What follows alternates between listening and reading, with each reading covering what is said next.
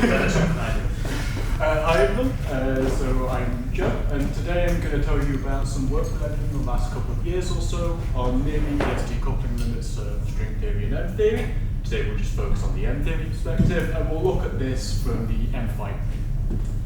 So this is going to be based on 4 papers, roughly, from the last year or so.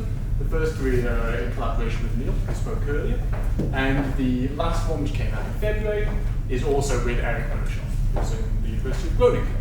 So although we'll take ideas from all 4 of the papers, it's really going to be these final 2, the most recent 2 that we'll be discussing today. So to set the scene, we're going to be talking about Near-BPS. So in any theory with sufficient supersymmetry, we have a notion of BPS states. So these are states which preserve some supersymmetry, have an energy which is protected for all some quantum corrections, which is equal to a charge. And our theory's energies are bounded from below by this bound, and we just have something which looks like theory on the left, where we have a BPS bound and energies above it. What we want to ask is, can we take a limit that isolates states infinitesimally close to the bound? From the level of just a Hilbert space of some theory, this is something you can do. You can just throw away all states which have energies sufficiently greater than the bound and just focus on things which are very, very close, small excitations above this bound. And this is what we call the near-BPS limit. And the question that I want to ask, and hopefully sufficiently answer, is there a theory which, given any theory in any BPS bound, we can write down whose spectrum will match the spectrum we find by taking a near-BPS limit of some relativistic quantum theory? So you can do this in any supersymmetric theory, but we'll be focusing on the case of M theory. So the key insight to this is that this is the exact same physics as a non-relativistic limit. So if you think about your normal non-relativistic limit of, say, particle mechanics, you take a relativistic theory and you look at energies very, very close to the particle's mass. So the energy excitations above the static solution are infinitesimally small. And this takes you from your normal relativistic solution to the non-relativistic case. And if you look at what we're doing here on the right, on the BPS limit, we're doing the exact same thing. We're only looking at the energies infinitesimally close to the BPS bound, so it's the exact same kind of physics. And this is telling us that we're zooming in on the low energy states in our theory, and so we should expect this to be implemented by some kind of C to infinity limit of our relativistic theory. So there are 2 caveats to this particle picture that are important to note. The first is that in string theory and M theory, our BPS objects are generically extended. So we don't just have particles, which we'll be zooming in on, we have branes or strings or any number of things. So it's not just energy we need to choose to be close to the bound, it's actually a p+1 longitudinal momentum. And this scaling, or the p+1 momentum close to this bound, will give us a p-brane BPS state. And also, we're not going to be working in a field theory, we're going to be working in a gravitational theory. And in a gravitational theory, we want to be coupling to a curved background. So we need an appropriate notion of what a non-Lorentzian curve geometry looks like that we can take C to infinity on. These 2 problems are solved by taking what's known as a p-brane Newton-Cartan geometry. So at the level of the metric, the relativistic metric, this splits into 2 pieces. One, which is given by this tau, is a Lorentzian p+1 dimensional metric, and the other is this h, which is the Riemannian metric in the other directions. And our near-BPS limit will be implemented by taking the limit where c goes to infinity. Here delta is just some positive value which will be theory dependent. We also need to tune the fluxus appropriately. We'll see this in detail in a minute. And this is so we're not just zooming in on a p-brane state, but a BPS p-brane state in the theory. And the physical interpretation of this p-brane Newton-Cartan geometry is it's the geometry that the low energy excitations of p-branes actually feel. So this is a very physical picture we've got here. If you just take your BPS p-brane state, give it a small bit of energy, so you get a small excitation, the effective geometry that it sees is just this tau and this h that we get from the C to infinity limit. Okay, so let's see how this works for the M5 brane limit of 11-dimensional supergravity. So we'll work at the supergravity approximation for now and make some comments about the full limit of M theory in a minute. But as we've heard from a couple of people today, 11-dimensional supergravity is defined by 2 fields. two bosonic fields, I should say. We have the metric and we have a field, and also we have its dual six-form field. The M5 brane limit decomposes the metric into two pieces, as we saw before in our more general picture. We have a 6-dimensional Lorentzian metric and a 5-dimensional Riemannian metric. And the powers of C here actually match the powers of the harmonic function in the M5 brane supergravity solution, which is how you can motivate where they should appear here. As I mentioned before, we also need to tune the fluxes appropriately. So here in our sixth form, we're siphoning off a divergent contribution. And this is actually the flux that you'd have in the BPS solution itself. So this is telling us that we're not just zooming into any fine-grained state in 11-dimensional supergravity, but it's really the BPS fine-grained state, the M5 brane state. So in order to get the M5 brane limit at level of supergravity, we need to insert this into the equations of motion in the theory, and look what happens as you take C to infinity. So here the equations of motion is the Einstein equation, and the duality relation relating C to C6. So if you do this, you go through a very long computation, which I'm not going to bore you with, you find that you get a consistent limit. And actually it contains a Boston equation, which describes an instantaneous Newtonian interaction between low energy M5 brane states in your theory. So the geometric picture we have is you have some like supergravity background, which is non-Lorentzian, and then you have M5 branes, which are dynamical on top of these, and they feel an instantaneous gravitational interaction. A technical note, which will be important later, is that the Boston equation only actually arises due to an emergent symmetry that you have as you take the C to infinity limit. So you get this emergent local scaling symmetry, where tab and h scale with some factor sigma, where sigma here is any function on your manifold. So by taking the C to infinity limit, you really go to like a conformal supergravity theory, where you have some scale invariance in your problem. This is required for the Poisson equation to emerge, but we'll see it has an important role to play in understanding symmetries of solutions later. So physically, as I said, the M5 brane limit of our supergravity theory gives us some geometric background on which our low energy classical M5 branes can propagate.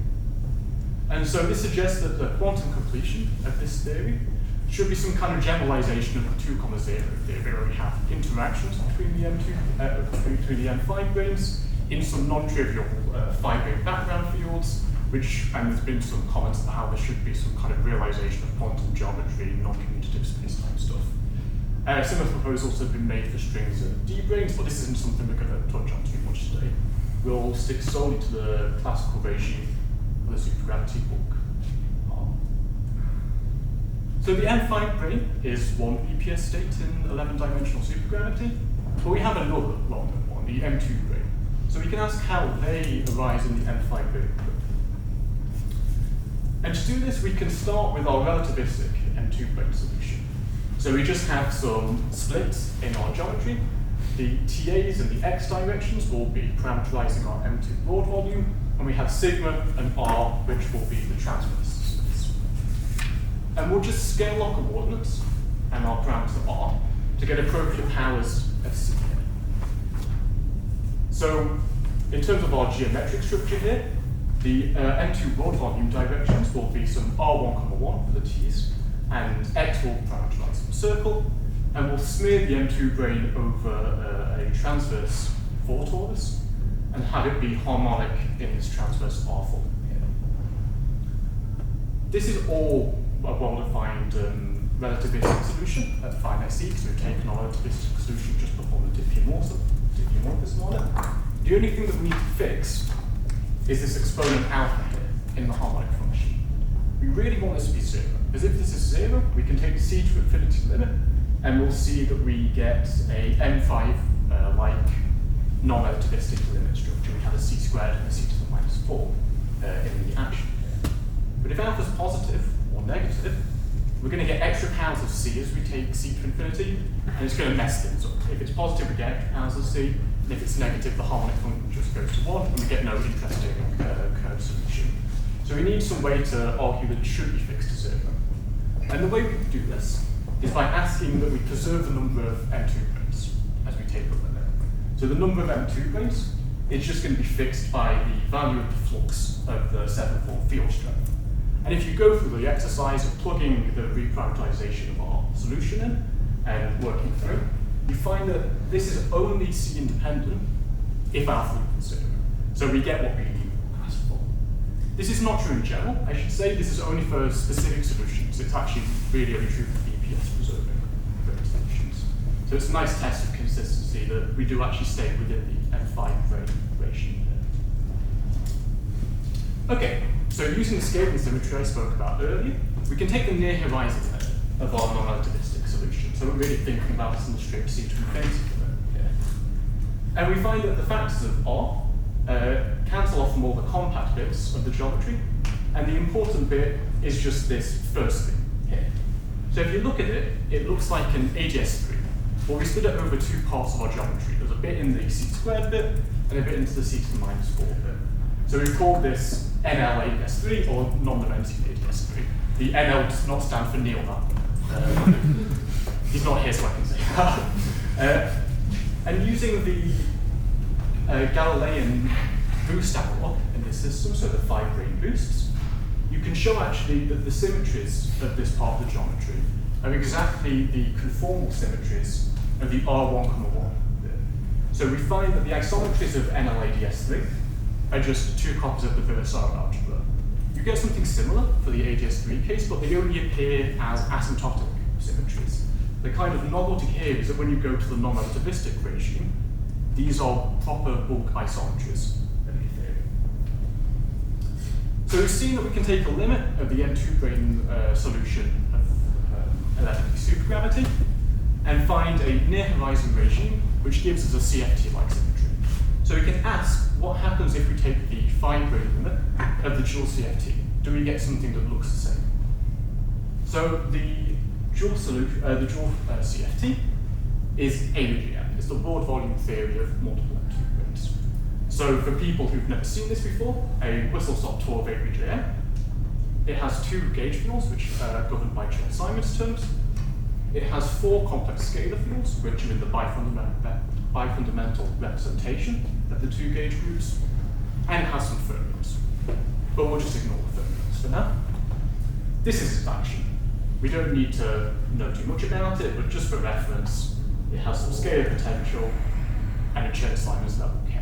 And for reasons of either gauge invariance or topology, this level is quantized to be an integer. So in order to make contact with the M5-brane limit, we need to scale our coordinates in our field appropriately. So the world volume directions of the M2-brane should scale exactly as the supergravity coordinates scaled.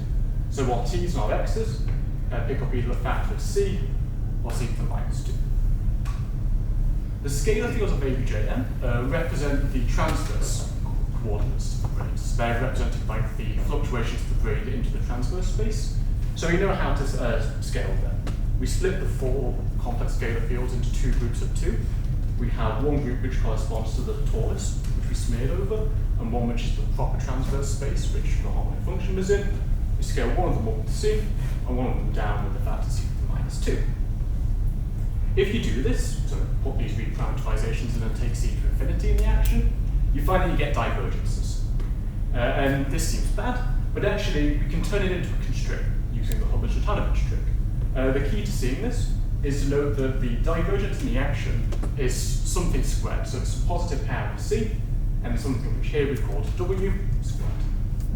So we can introduce an auxiliary field lambda to get the action on the right. If you impose the equation of motion for lambda, you see that you get back to exactly the thing on the left.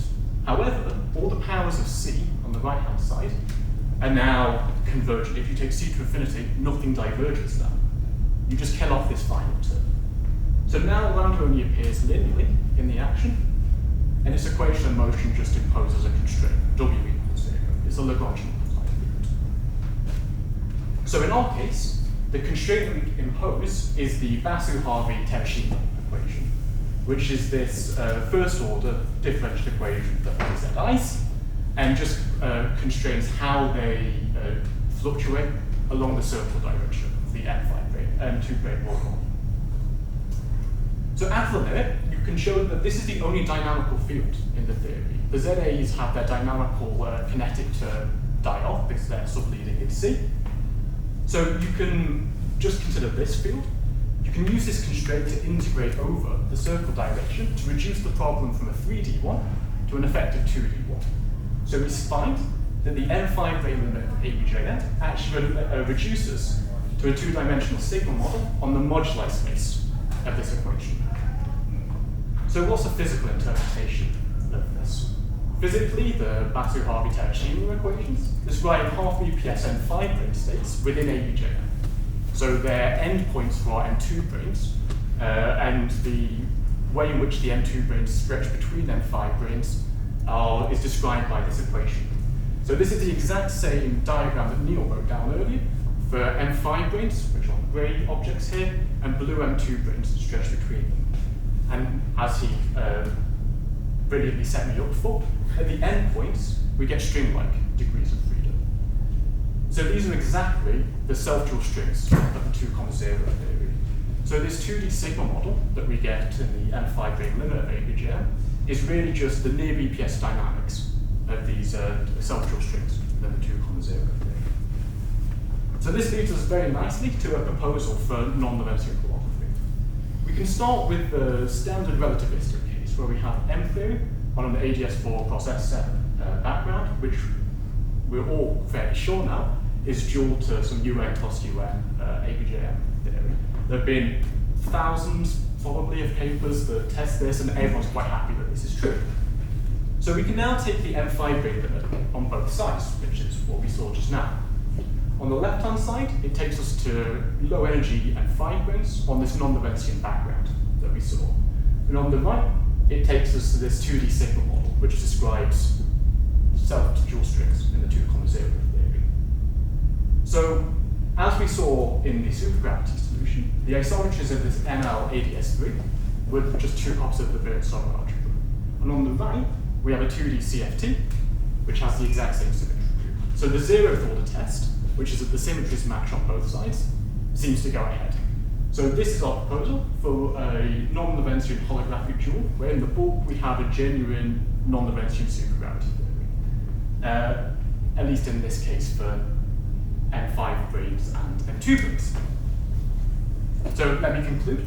The point I want you to take home is that when we have near-BPS limits, we're really looking at non-Lorentzian limits of our theory. Since near-BPS limits are things which people have studied for the last 30 years or so, maybe even more, and think are interesting, the take-home message is that non-Lorentzian limits aren't just something you should click off when you see a paper from the archive. You should look at it, it's interesting, it's fun physics. So we can use these to derive new regimes of holographic duality, as we've seen here. And actually, this is just one example, but there are a wide variety of models that you can study this way. You can look at this for any kind of brane configuration that you're interested in, just zoom in on the near-BPS dynamics, and you'll get something broadly similar to this story. So some open questions that we want to go into next. It'd be nice to have some quantitative tests of the duality. We've got like the zeroth order kinematic statements down, but it'd be nice to show that the actual observables you can compute on both sides of the match. So maybe some like non-relativistic scattering of M5 branes in the bulk, and compare that to some correlation functions in the 2D CFT boundary theory. Another avenue that would be fun to explore is an application of this to Corollian limits. This is something which has been quite a hot topic recently because of their proposed role in getting joules to flat space gravity theory, so flat space holography. Since this involves taking a non-Lorentzian limit, but like a C to 0 limit, not a C to infinity limit, it'd be interesting if you can use the same kind of machinery from string theory to get a top-down, well-defined Corollian field theory, which could be jouled to some flat space gravity theory. So that's all I have to say. Thank you for listening.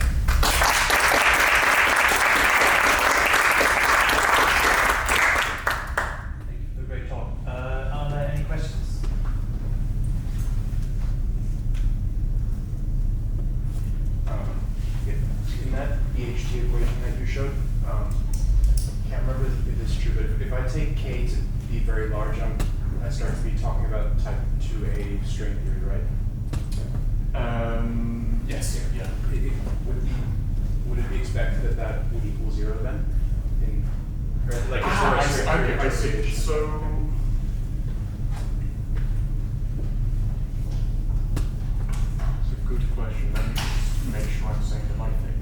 can see.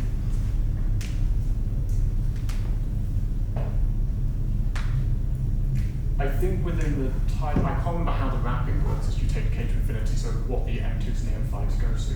I know that this has a very nice relation in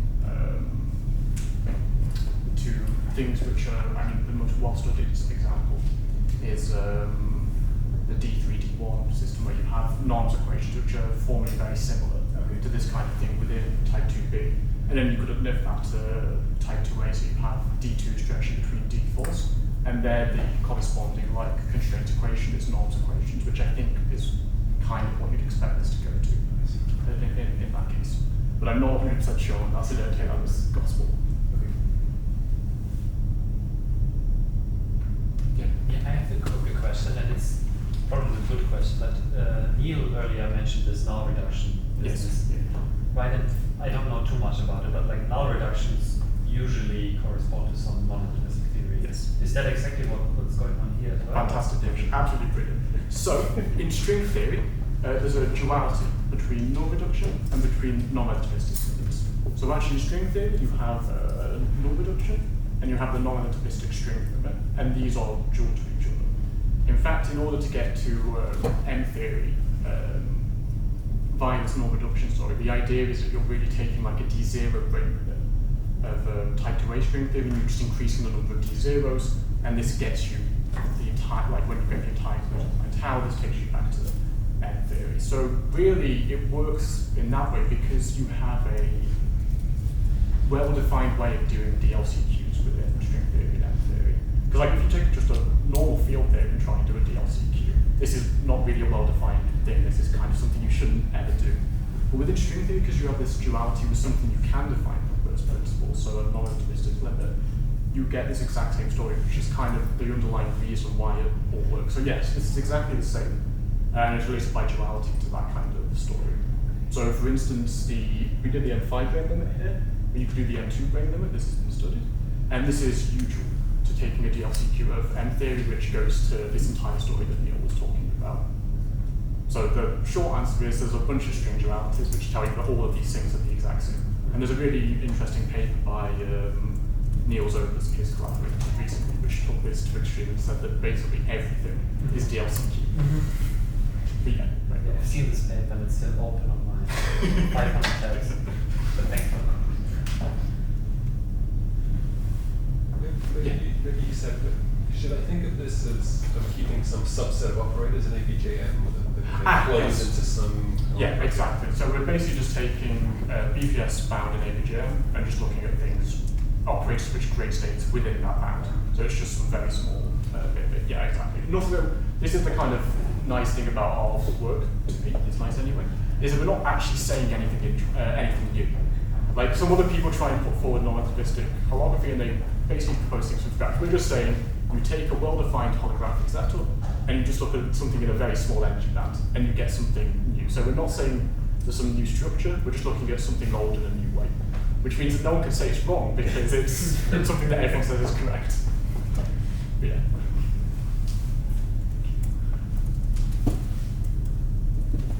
Okay, if there are no many questions, there are no more.